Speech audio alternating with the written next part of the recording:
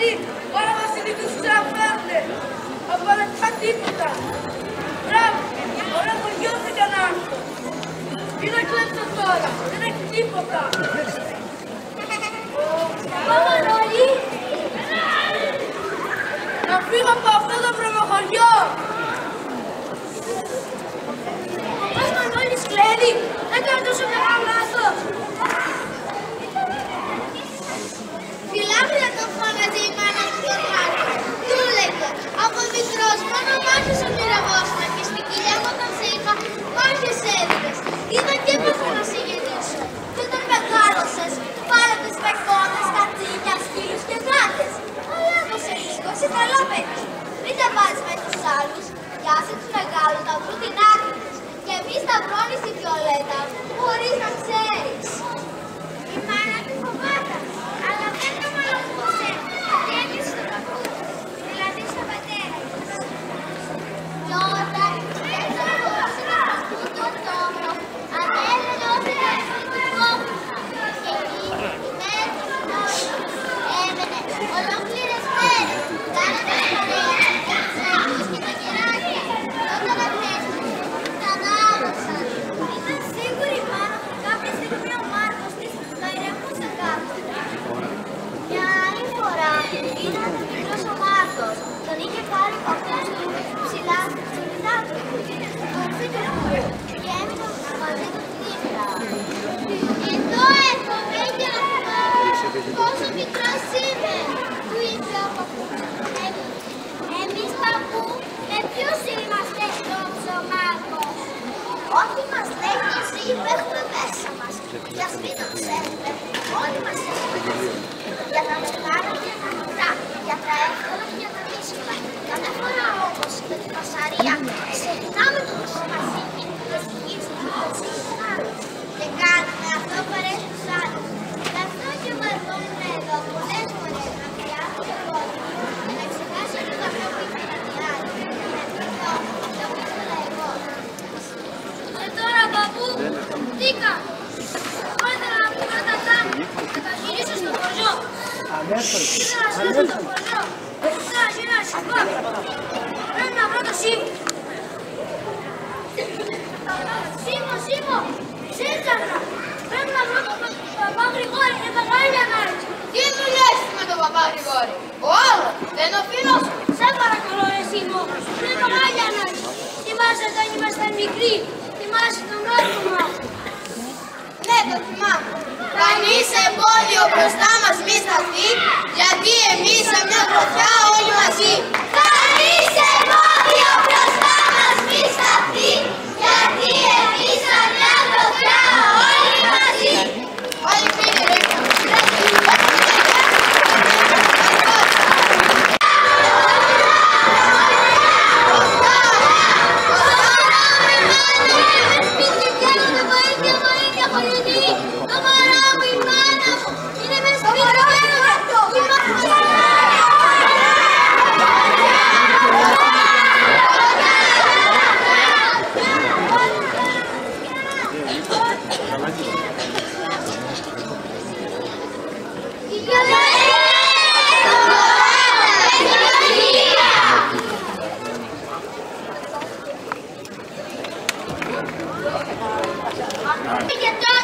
Συγγνώμη, όλα αυτά τα χρόνια δεν έκανα τίποτα άλλο για να έρθω να σε βρω.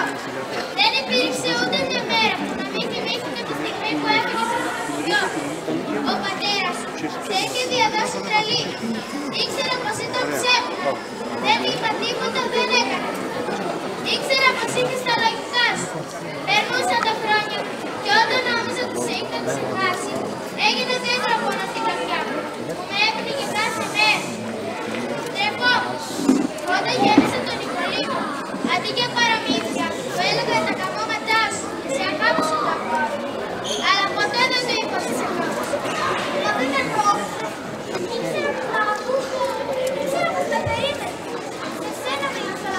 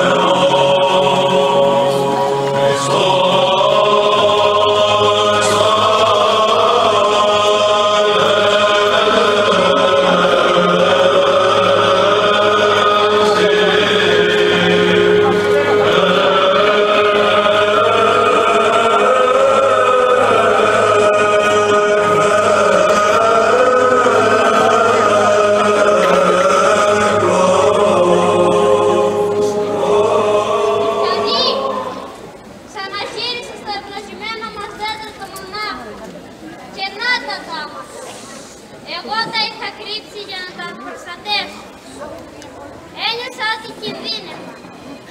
Όχι βέβαια από τη Βιολέτα. Η Βιολέτα ήταν το θύμα. Ας ζήσουμε με ειρήνη, αγάπη και φιλία. Ήρθα να ζήσω πίσω στο χωριό. Αυτό μόνο ήθελα πάντα. Εδώ που οι φιόνες αντλήσουν την άνοιξη. Η φιλία είναι μαγεία! Η φιλία είναι μαγεία! Η φιλία σε κυδώνει καρδιές! Η φιλία σε κυδώνει καρδιές! Η φιλία δίνει αγάπη! Η φιλία δίνει αγάπη!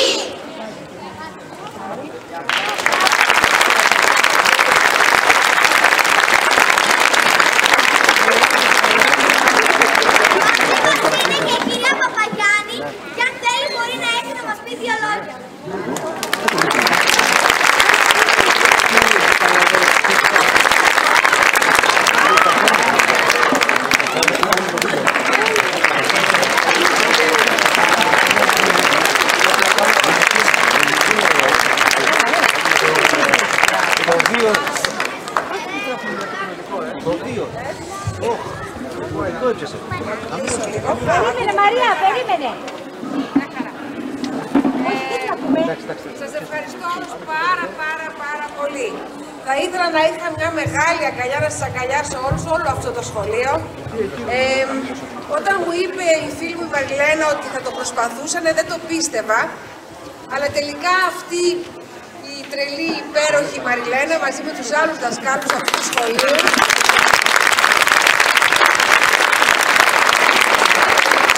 το είπε και το έκανε. Το τέταρτο μονάχο είναι ένα βιβλίο που είναι για, πίστευα τουλάχιστον, για μεγαλύτερα παιδιά. Συνήθως σε γυμνάσια με φωνάζουν για αυτό το βιβλίο. Αλλά η Μαριλένα, και όπως κατάλαβα είχε καλή ομάδα, το πίστεψε και το έκανε. Είπε κάτι στην αρχή που πιστεύω κι εγώ ακριβώς το ίδιο. Είπε ότι με το θέατρο μπορούμε να καταφέρουμε πολλά πράγματα. Νομίζω ότι αυτό κάνει τέχνη. Το θέατρο, το βιβλίο, ο κινηματογράφος. Αν τα παιδιά το απολαύσουν και μπορέσουν να ταυτιστούν με τους ήρωες, μπορούν να κάνουν θαύματα, μπορούν να πιστέψουν, μπορούν να ξεπεράσουν τους φόβους τους. Λένε ότι, και εγώ το πιστεύω, ότι αν οι φόβοι γίνουν λέξεις, τότε μπορείς πραγματικά να ξεπεράσεις τους φόβους σου. Σε μια εποχή σαν αυτή που ζούμε, που είναι πολύ δύσκολη για όλους, νομίζω ότι η φαντασία είναι ένας καλός οδηγός για τα παιδιά, αλλά και για εμάς τους μεγάλους. Γιατί αν δεν μπορείς να φανταστείς τις δυσκολίες που μπορούν να περνούν κάποιοι άνθρωποι, νομίζω ότι δεν θα μπορέσεις να τις εξηγήσεις και δεν θα μπορέσεις να πολεμήσεις για να το ξεπεράσεις. Λοιπόν, τα παιδιά τα είπανε όλα. Το τέταρτο μονάχο, αν πρέπει, γιατί με ρωτήσανε πίσω τι είναι το τέταρτο μονάχο, νομίζω ότι η Βιολέτα, αλλά όλοι μας, με έναν τρόπο, είμαστε ένα δέντρο. Γιατί ο κάθε άνθρωπος, μόνος του τελικά, όπως λέει και ο ποιητής, πορεύεται στη ζωή, στη δόξα, στο θάνατο, στον έρωτα.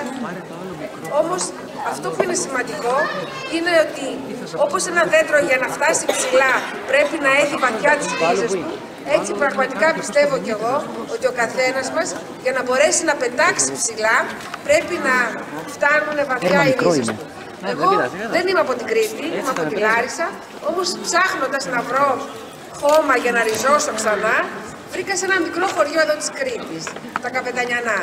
Στα Καπετανιανά βρήκα ανθρώπους που δεν είχαν ταξιδέψει πουθενά, όμως ήξεραν πάρα πολλές ιστορίες να πούνε για κάθε πέτρα. Φύτευσα δίπλα σε έναν σπουδαίο παραμυθά, το φίλο μου τον Γιώργο το Σταματάκη, και επειδή όλα στην τέχνη είναι λίγο απλοπή, έκλεβα τις ιστορίες που μου έλεγε και έτσι έγραψα το δέντρο το μονάχο. Γιώργο, εγώ το έγραψα, εγώ πήρα το βραβείο και εγώ πήρα τη χαρά να δω όλα τα παιδιά, για τα οποία έχω κρατήσει στο τέλος το μεγάλο ευχαριστώ, γιατί πραγματικά ζωντανέψατε το βιβλίο με τον καλύτερο τρόπο, με κάνετε να θυμηθώ πράγματα που είχα σχεδόν ξεχάσει, και ίσως αυτό που λέει ο παππούς τον Μάρκο, που πραγματικά είναι ένας σπουδαίος ήρωας, γιατί εκτός από το Σίμω, τη Βιολέτα, τους άλλους, γιατί καταφέρνει και αλλάζει, και αυτό είναι σημαντικό. Το κακό και το καλό υπάρχει μέσα σε όλους, το θέμα είναι να διαλέγεις το καλό.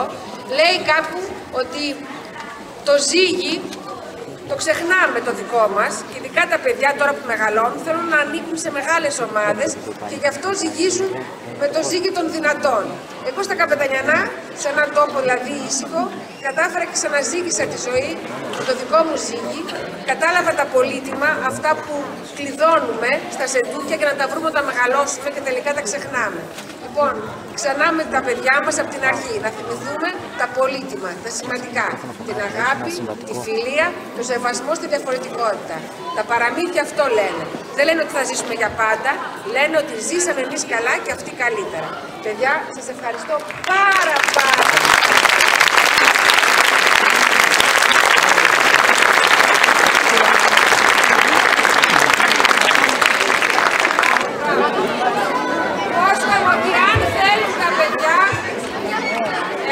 Υπόσχομαι ότι αν θέλουν τα παιδιά του χρόνου θα έρθω ένα τριήμερο εδώ και να δω όλες τις τάξεις, να πω παραμύθια σε όλες τις τάξεις. Ευχαριστώ